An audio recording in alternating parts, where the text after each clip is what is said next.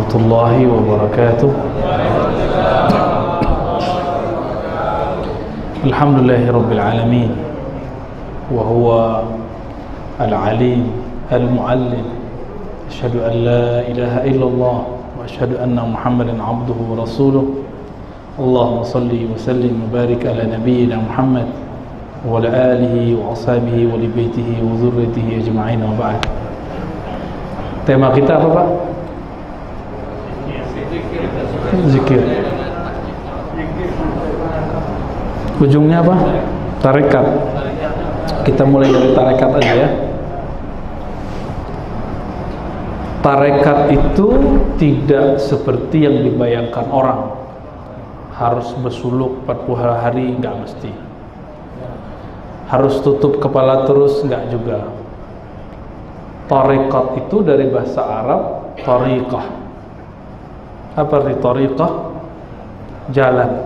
Sinonimnya mazhab, sama. Sinonimnya lagi manhaj, sama. Jadi dalam ilmu fikih kita sebut istilahnya mazhab, dalam ilmu zikir disebut dengan tariqah. Dalam ilmu akidah terkadang disebut manhaj, terkadang disebut juga mazhab. Maka misalnya akidah Ahlus Sunnah itu ada manhaj-manhajnya. Manhaj Tahawiyah, manhaj Asy'ariyah, manhaj Maturidiyah. Itu manhaj, sistem berpikir. Terkadang dianggap sama, jadi tergantung siapa yang berbicara, ya. Ini kabelnya kebanyakan, Pak. Semoga ini bukan kabel orang sakit ini ya. Ya, na'udzubillah min dzalik. Allahumma nas'aluka al-'afwa wal 'afiyah fid din wad dunya wal akhirah. Amin. Matti'na fi absarina wa sam'ina wa abdalina wa fi qulubina. Amin ya rabbal alamin. Ada sebuah ayat yang menjadi pikiran saya dari tadi pas duduk di sini. Surah Al-Kahfi ayat ke-66, surat 18 ayat 66. Ayat ini mewakili makna apa itu bertarekat. Allah Ta'ala menceritakan Nabi Musa. Apa kata Nabi Musa? Qala lahu Musa hal attabi'uka ala an tu'allimani mimma 'ullimta rusyda. Apa kata Nabi Musa alaihissalam?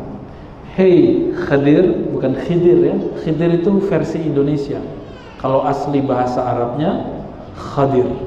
Kenapa disebut Khadir? Dalam hadis Imam Bukhari dikatakan Nabi Khidir atau Khadir itu kullama marra, setiap kali jalan di suatu tempat, maka tempat itu diberkahi dengan kehijauan. Hijau di situ maknawi, bukan hakiki. Setiap kali Nabi Khidir datang, maka tempat itu diberkahi. Gitu maksudnya. Dan Nabi Khidir ini penuh simbol-simbol. Bahkan selevel Nabi Musa, untuk menemukannya harus ada simbol ikan. Ada simbol ikan. Apa kata Nabi Musa? Ini yang kita sebut perjalanan Nabi Musa mencari Nabi Khidir. Lalu mereka mengucapkan lafaz semacam kontrak belajar. Kalau kita di sekolah, kita di kampus, kita sebut kontrak belajar. Di dalam ilmu thariqah disebut dengan minta izin atau permohonan agar guru membimbing. Masih ingat dulu waktu kecil, bapak ibu ini diantar oleh orang tuanya ke guru mengaji, terus dikasih tahu, Pak Guru, ini anak saya, tolong dididik, tolong diterima. Itu namanya kontrak belajar. Ya, Nabi Musa juga melakukan itu, melakukan permohonan izin. Apa kata Nabi Musa? Hal attabi'uka. Hal attabi'uka itu ada makna yang tersimpan di situ. Apakah aku boleh mengikutimu? menjadi pengikutmu, menjadi muridmu. Level Nabi Musa ya. Nabi Musa itu gelarnya apa? Kalimullah, yang langsung berbicara kepada Allah. Seharusnya Nabi Musa nggak perlu berguru lagi. Maka ayat ini sindiran bagi orang-orang yang hari ini mengatakan tidak usah berguru, langsung saja ke kitab dan hadis, kitab dan sunnah. Dia lupa, ini kitab dan sunnah nggak bisa dibaca kalau nggak ada guru. Satu kali saya selesai khutbah, tiba-tiba dibuntutin oleh bapak-bapak sudah berumur 55 lebih. Bapak ini ngomongnya sudah nggak sopan. Apa kata dia? Hei kamu, saya mau ngomong. Langsung begitu. Saya lihat wajahnya, emang wajah-wajah orang angkuh, tapi tidak ada nurnya. Kenapa? Munkirus sunnah. Ternyata ketahuan setelah ngomong 5 menit, ingkar kepada sunnah. Apa kata orang ini? Kau ini setiap kali khutbah ceritanya cuma hadis.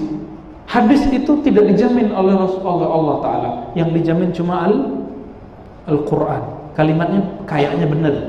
Kayaknya benar. Dibacain ayat. Oh, ini jaminannya. Ya, saya senyum. Terus kamu ini, kesalahan kedua dia sebutin. Kamu ini nyebutin kisah Nabi Muhammad. Nabi Muhammad itu kisah-kisahnya, hadisnya dhaif semua. Di Quran tidak ada kisah Nabi Muhammad. Sallallahu alaihi wasallam. Yang banyak apa? Kisah Nabi Musa, kisah Nabi Ibrahim, Nabi Ishak, bla bla bla bla. Dan semua para nabi. Dibacain sebuah ayat. Jadi kamu nanti ke depan kalau khutbah ceritakan 25 para nabi, dibacain ayat. Waqsusil qasas. Ceritakanlah kisah-kisah 25 nabi. Saya langsung masuk. Mana kalimat 25-nya, Pak? Coba bacain ayatnya. Dibacain ayatnya. Waqsusil qasas. Ceritakanlah 25 para nabi. Saya tanya lagi, mana kalimat 25? Mulai merah mukanya. Coba yang bisa bahasa Arab, ada nggak kalimat 25 di situ? Nggak ada. Yang ada waqsus, ceritakan qasas, kisah-kisah. Ada kalimat nabi di situ? Nggak ada. Ternyata dia baca terjemahan. Nggak tahu terjemahan mana ya. Mending kemenak. Ini kayaknya kedepak ya. Saya kasih tahu, kamu ngerti bahasa Arab nggak? Tadi dia bantai-bantai kita, sekarang kita bantai dia ya. Bahasa Arab 25 itu khamsa wa ishrin. Ada nggak kalimat khamsa wa ishrin? Nggak usah pakai ayat sama orang begitu. Sama orang begitu bolak-balik aja ayat yang dia pakai. Terjemahannya dia kita balik-balik. Langsung mukanya merah. Oh iya ya, nggak ada. Yaudah, kesalahan ketiga. Sebutin lagi kesalahan. Keempat, kelima. Semuanya kita balikin dengan terjemahan yang kita luruskan. Akhirnya dia capek, dia bilang gini, ya sudah kalau gitu nanti kita ketemu di akhirat. Maksudnya apa? Kau di neraka, aku di surga, begitu maksudnya. Allahumma shalli ala Muhammad. Jadi dia membantah saya, nyebut nama guru, nama ahli sanad, ahli ijazah, nama Nabi Muhammad. Cukup baca Quran. Terakhir saya cuma ngomong ini, hey bro, walaupun udah tua, kita panggil bro aja ya. Kamu bisa baca Quran, siapa yang ngajarin? Saya sendiri. Masa? Kamu lahir nggak bisa baca Quran? Ngomongnya nggak bisa. Siapa yang ngajarin baca Quran? Dia ingat-ingat, dia lupa sama gurunya. Udah saya tunggu 30 detik baru keluar. Oh ya, yang ngajarin bahasa Quran bapak saya. Tuh, kurang ajar kan? Lupa sama gurunya. Saya tanya, kamu bisa baca Quran, mesti ada guru. Itu baru bacaannya. Bagaimana dengan isinya? Mesti ada guru. Udah tahu isinya, sekarang pengamalannya. Mesti ada guru. Guru cara mengamalkan itu yang disebut mursyid. Itu yang disebut mursyid bahasa Inggris, bahasa Arab atau bahasa Inggris? Atau nama teman kita? Apa itu? Mursyid dari kata arsyada yursyidu. Apa artinya? Orang yang memberikan bimbingan, ya, guidance. Maka di ujung ayat dikatakan, ala an tu'allimani mimma ullimta rusyda. Izinkan saya jadi muridmu untuk apa? Agar kamu mengajarkanku yang Allah ajarkan kepadamu, rusyda, dari rusyda, bimbingan-bimbingan, petunjuk-petunjuk. Maka orang yang punya rusyda disebut mursyid, disebut syekh, disebut muallim, disebut ustaz, disebut guru. Guru itu bukan bahasa Indonesia. Guru itu dari bahasa Sanskerta. Kita pakai sekarang, ya. Apa kata teman saya? Nggak boleh sebut-sebut kiai. Yang boleh cuma ustaz. Guru juga boleh. Saya balikin, kamu tahu nggak? Ustaz itu bahasa Arab atau bahasa Persia? Nggak tahu dia. Saya kasih tahu itu Persia. Guru itu bahasa Arab, bahasa Indonesia atau bahasa apa? Nggak tahu juga. Itu bahasa Sanskerta.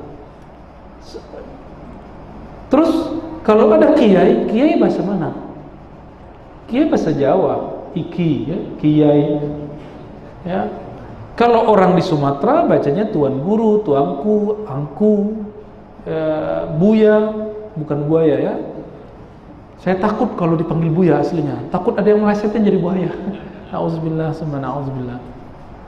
Namun di kampung kita orang nyebutnya buya. Ya, ustadz itu baru belakangan.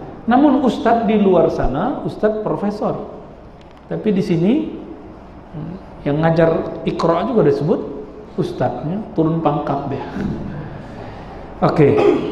Jadi thariqat itu apa? Thariqat itu kita mencari guru untuk membimbing jalan mengingat Allah. Ada ayat yang sering dibaca, surah Al-Ahzab ayat 41. Ya ayyuhallazina amanu dzkurullaha dzikran katsiran. Hai orang beriman, sebutlah nama Allah sebanyak-banyaknya. Gimana caranya?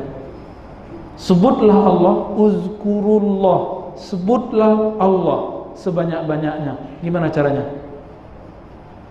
Udah tahu caranya? Belum kan? Tiba-tiba ada orang klaim, saya tahu caranya. Gimana? Habis baca buku. Gak bisa. Buku itu punya nyawa gak? Buku.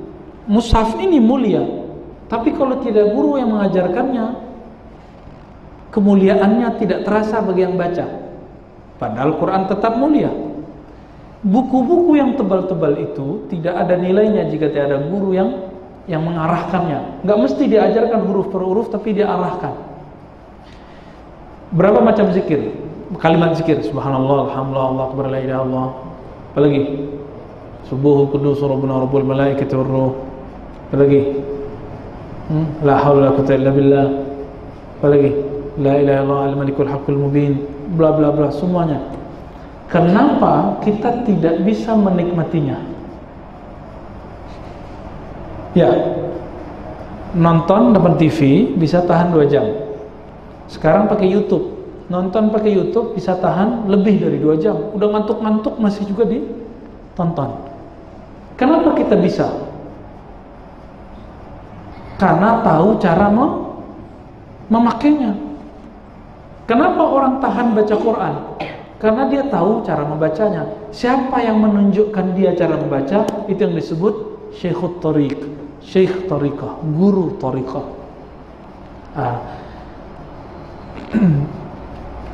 Maka Thariqah itu tidak lebih dari fungsi ini, pembimbing atau bimbingan untuk mengingat Allah. Coba saya baca nama Allah, baca nama Allah. Allah, Allah. Bergetar nggak?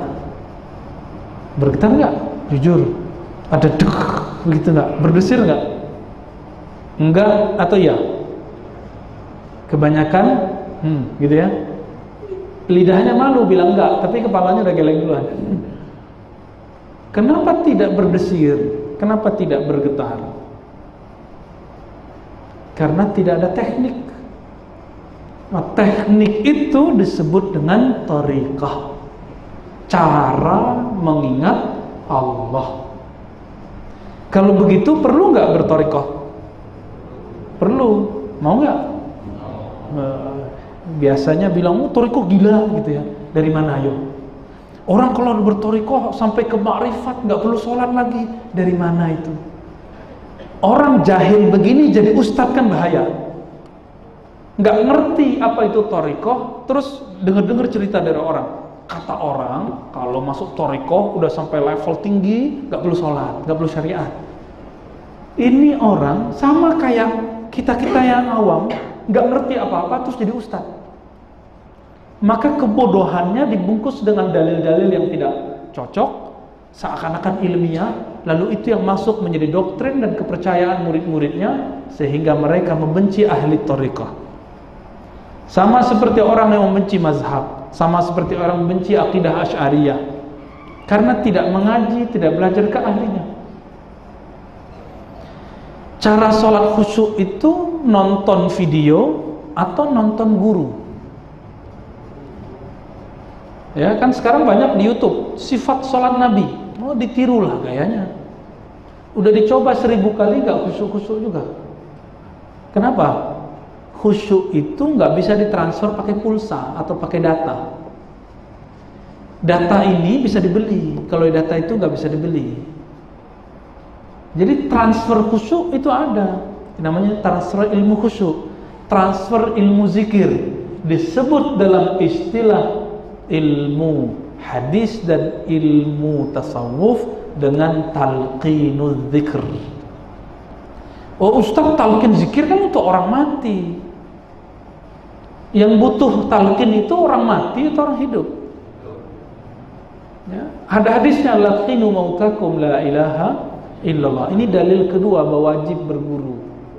Laqinu, bimbinglah, ajarlah mautakum, orang yang sedang sakaratul maut atau orang yang akan mati, la ilaha illallah. Kalau yang membimbing nggak ngerti cara tekniknya, mungkin nggak dia tahu cara menalkinnya?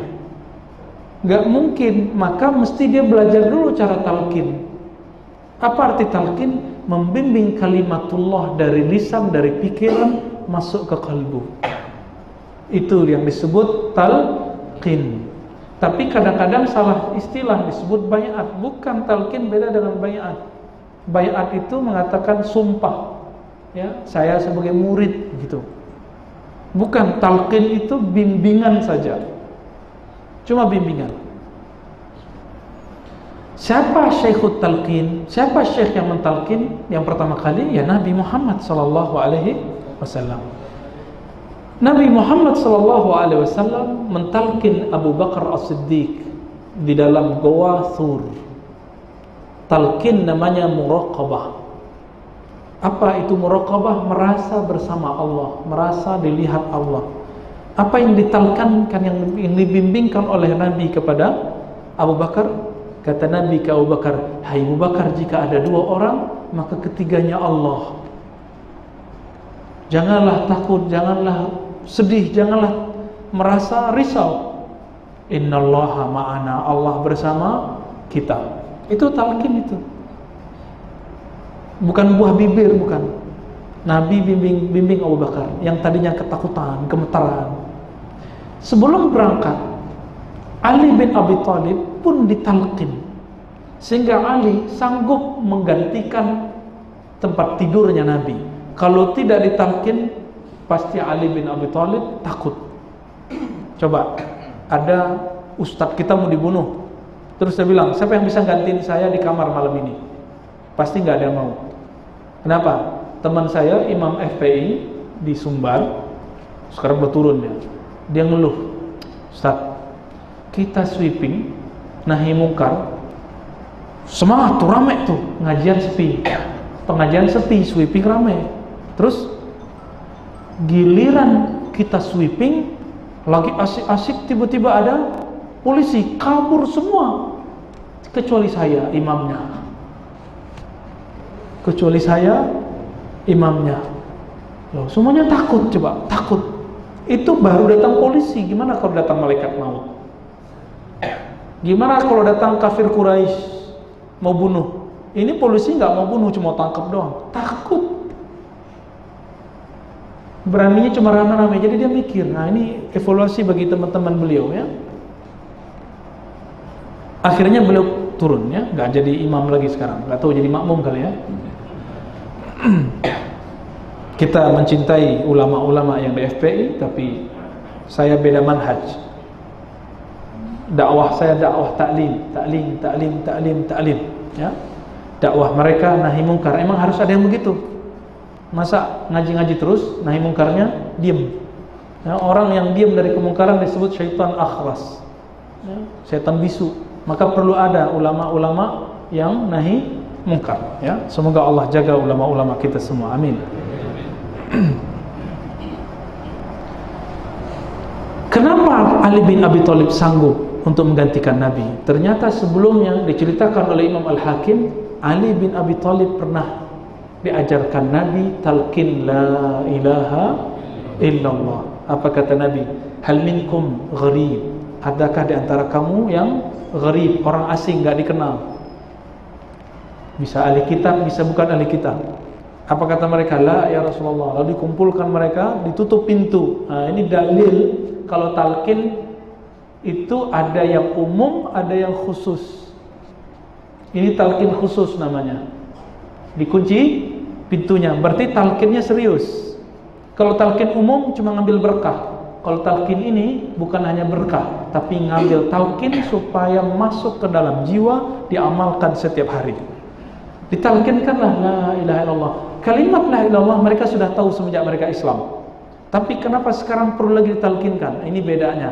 Jadi syahadatain yang dibaca saat orang masuk Islam itu baru menempelkan kalimat ke tubuh. Asyhadu an la ilaha illallah, biar disebut muslim. Tapi kalau talqin zikir lebih lagi dimasukkan ke dalam kalbu. Harapannya supaya si kalbu kemudian terpantik, terdorong untuk sering berzikir. Tidak jarang ada yang menangis, tidak jarang ada yang gemetar, tidak jarang ada yang berdebar, tidak jarang ada yang pingsan. Kenapa bisa begitu? Kenapa bisa orang saat belajar zikir mengalami hal-hal seperti itu, bahkan berteriak? Pernah ketemu teman lama, udah lama nggak ketemu, pas ketemu, ini teman waktu zaman-zaman jahiliyah ya. Dia suruh tobat, kisah suruh tobat, hijrah. Pas ketemu, alam bawah sadarnya mengulang apa yang dilakukan masa jahiliyah dulu. Kalau ketemu main kau begitu ya, main pukul, bahkan teriak, bahkan jingkrak-jingkrak. Orang yang berzikir kok bisa bergerak keras ya, berteriak, itu kayak dia ketemu sesuatu yang sudah lama yang dia tidak temuin. Jika kolbunya sedikit agak ngerok, tahu kolbu yang ngerok ya, rocker kali kolbunya, itu jingkrak-jingkrak langsung. Maka orang-orang begini cocok belajar thariqah, qadiriyah, samaniyah, khalwatiyah. Cocok. Zikirnya la ilaha illallah, begitu ya. Itu cocok. Bisa menggetarkan masjid dan surau. Namun ada orang yang kalbunya lembut, rindu langsung nangis. Ada yang begitu nggak? Cowok aja ada begitu. Ya Bang Danu ya? Rindu siapa Bang Danu? Ada orang-orang yang kalbunya sangat lembut, raqiqah.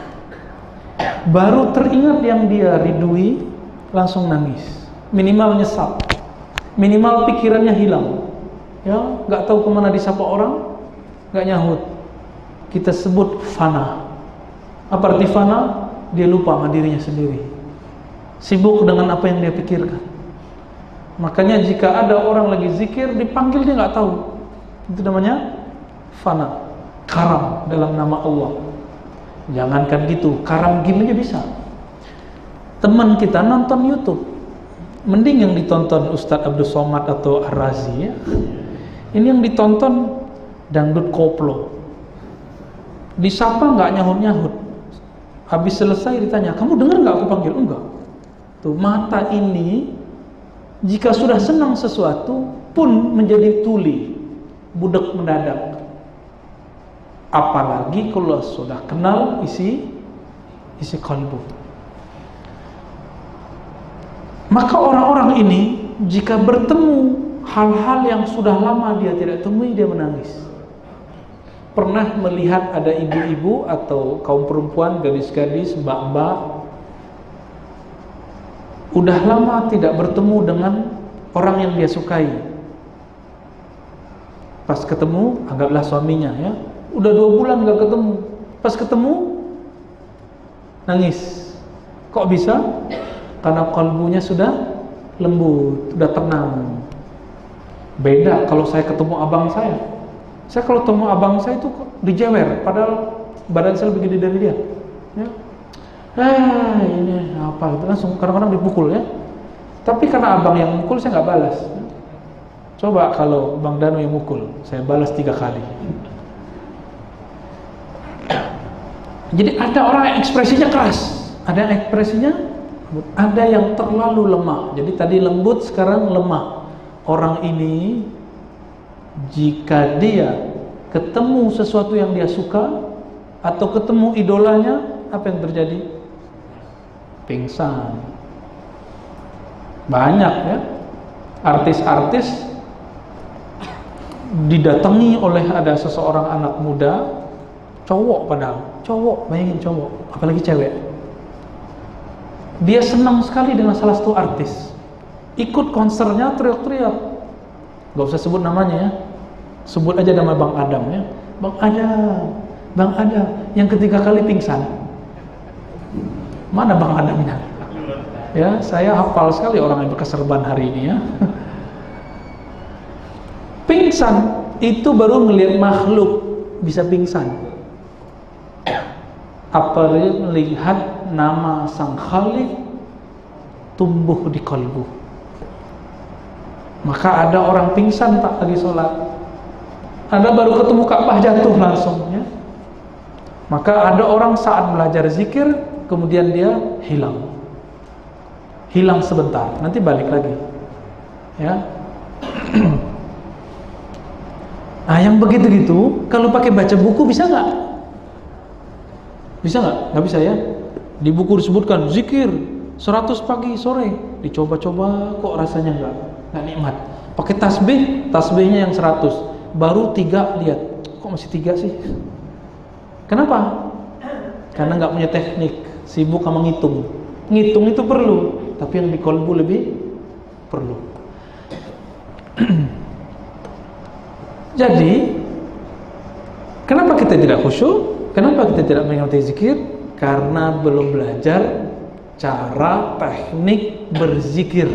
Berzikir ala Nabi sallallahu alaihi. Oh, zikir ala Nabi itu baca aja Sahih Bukhari, Ustaz. Enggak begitu.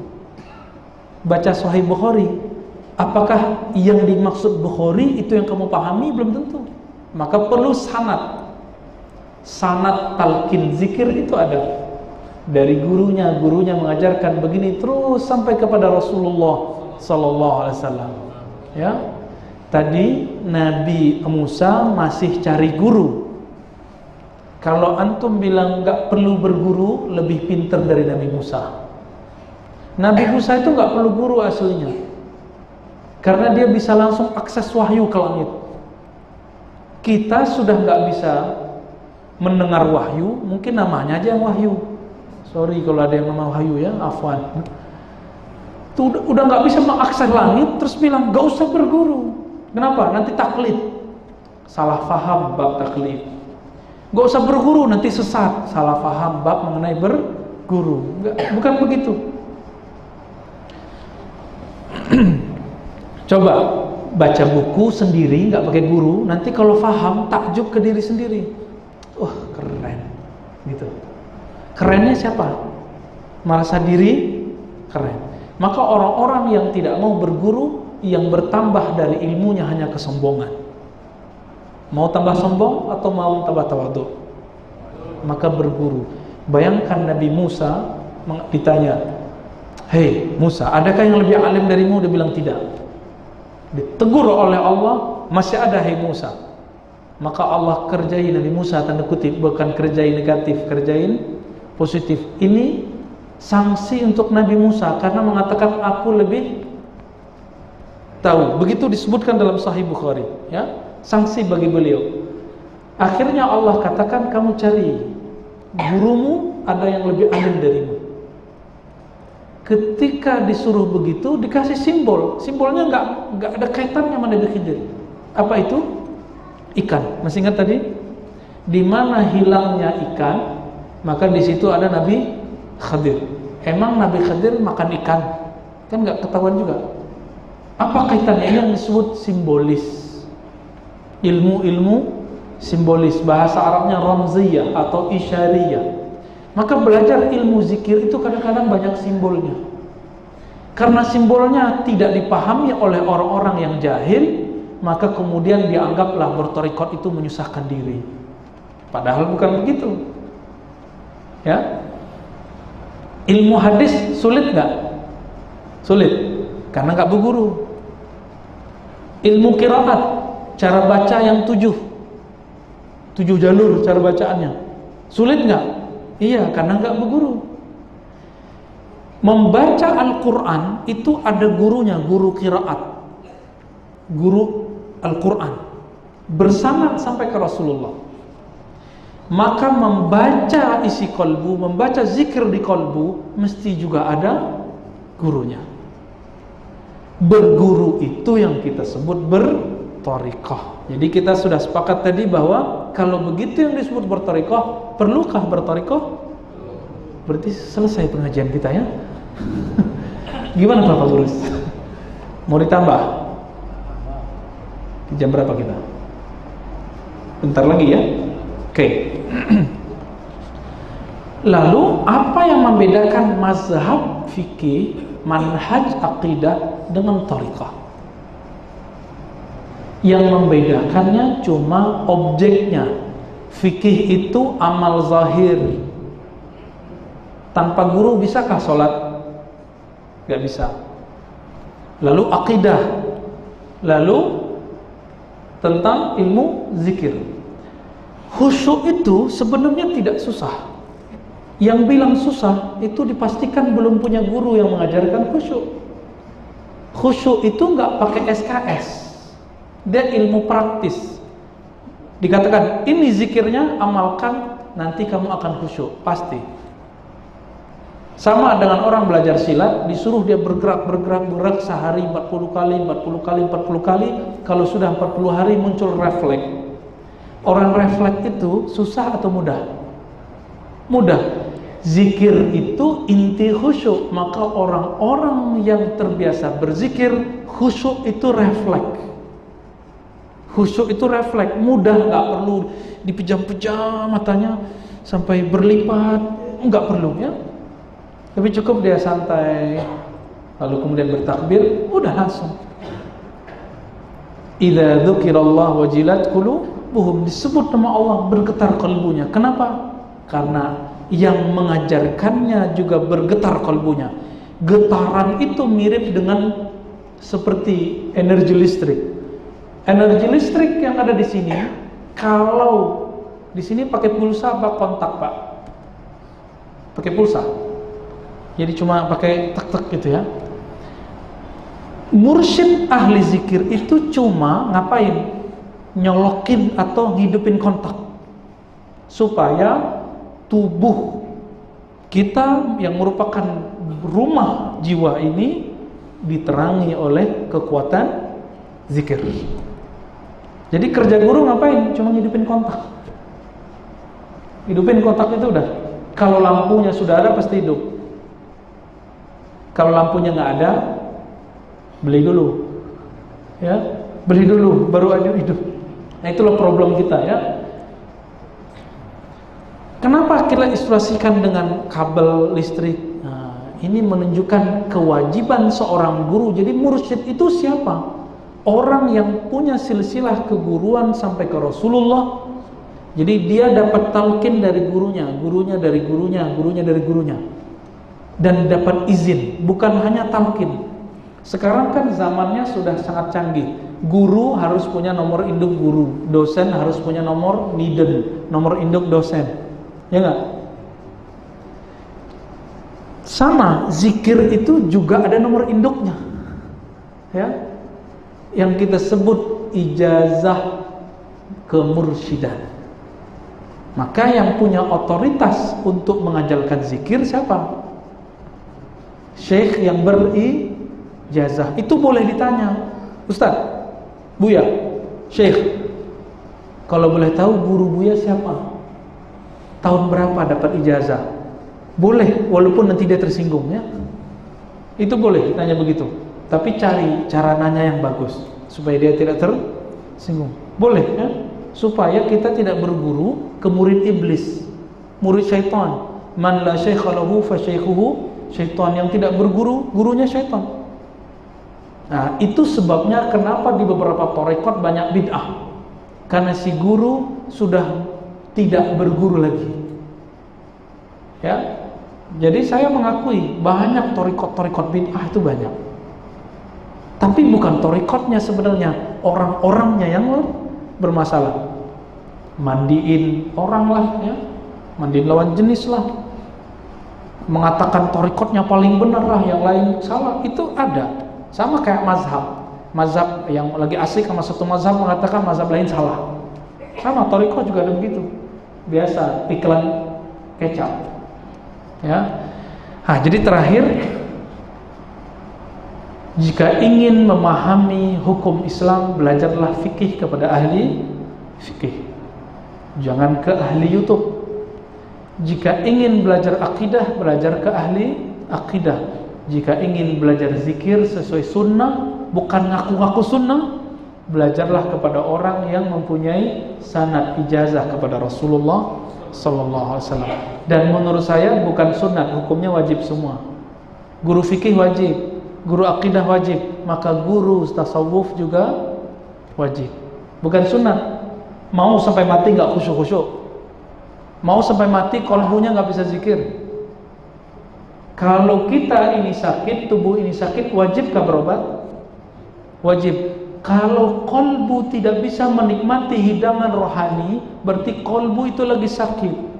Hidangan rohani itu bernama sholat, zikir, dan Al-Quran. Kalau tidak bisa menikmati sedikit pun, pastikan kolbu kita sudah sakit. Harus didatangkan dokter. Dokter apa? Bisa dokter fisik? Gak bisa. Dokter spesialis. Siapa dokter spesialisnya? Spesialis kolbu. Adakah kedokteran di dunia yang dokter spesialis kolbu? Gitu ada nggak? Nggak ada. Tapi dalam tradisi keislaman ada. Siapa mereka? Mereka lah yang kita sebut Asy-Syaikh Al-Mursyid. Mereka lah Al-Muallim, pewaris ilmu Rasulullah. Jadi ahli fikih, obat dokter kejahilan ilmu hukum. Ahli akidah, obat dokter yang mengobati syak, ragu. Ahli kolbu, para mursyid, obat dokter yang bisa mengobati penyakit kolbu. Coba kalau sholat merasa dilihatin orang nggak? Sholat sunat sendiri merasa dilihatin orang nggak? Kalau masih ada kayak bayang-bayang dilihatin orang, itu baru belum, masih riya. Kalau nggak diajarin zikir sampai mati begitu. Tapi kalau orang sudah belajar zikrullah, dia akan sibuk dengan nama Allah. Maka guru-guru kami mengatakan, ketika menjelaskan makna ayat wazkurisma rabbika, sebut nama Rabbmu. Apa kata beliau? Sebut namanya, ingat yang punya nama. Ada yang ingat siapa yang punya nama Allah itu? Kayak gimana bentuknya? Ada yang ingat gak bentuk Allah? Enggak. Berarti Allah itu tidak perlu diingat-ingat rupanya. Maksudnya apa? Istirahatkan otakmu dari mikir. Nggak mikir lagi. Kalau di sini sudah rehat, baru kolbunya bisa hidup. Jadi ini bisa menjelaskan kenapa bapak saudara tidak bisa khusyuk lagi sholat, tidak bisa menikmati baca zikir, karena pikirannya belum tenang, belum di off kan. Dia harus di off kan sebentar. baru bisa hidup di sini.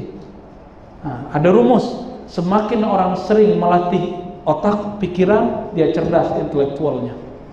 Semakin orang melatih kalbu, maka dia akan cerdas spiritualnya, rohaninya. Melatih tubuh, akan berotot badannya. Pilih mana? Berotot badan atau berotot kalbu? Ya.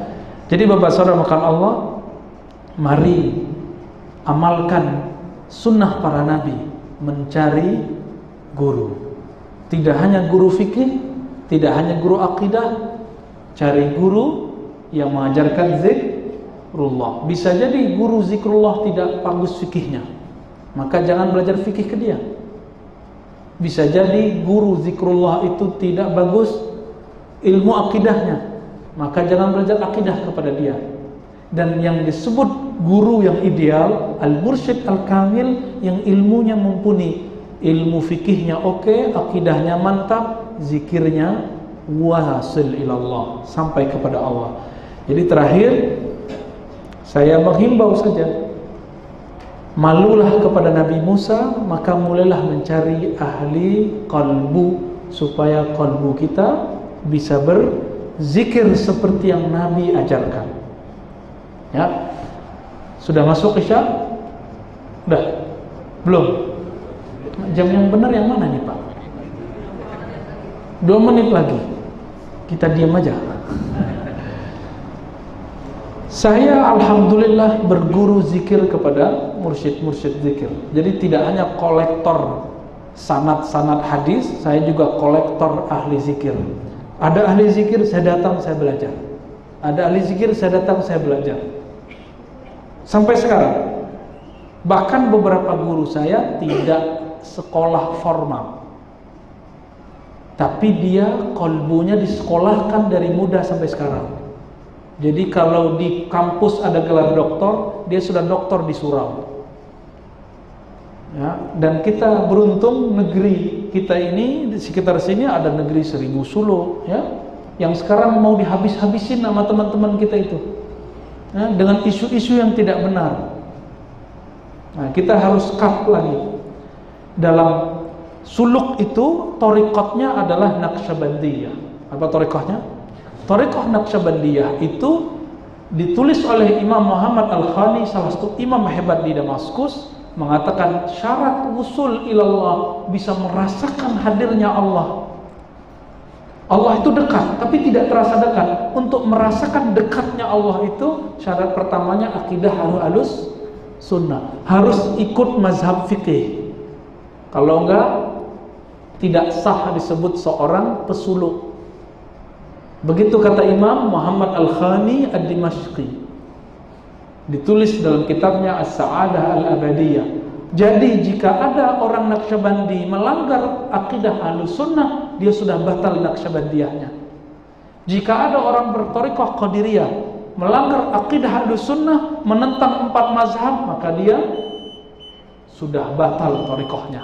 Ya, saya tutup dengan perkataan imam-imam, apa kata mereka, Imam Junaid Abu Yazid, ilmuna musyabbakun musyayyadun bil kitab wa sunnah. Ilmu tasawuf, ilmu zikir, ilmu tarekat berpegang erat dengan kitab dan sunnah. Yang jauh dari sunnah, maka bukan disebut tasawuf lagi, disebut kebatinan. Wassallallahu ala Muhammad. Assalamualaikum warahmatullahi wabarakatuh.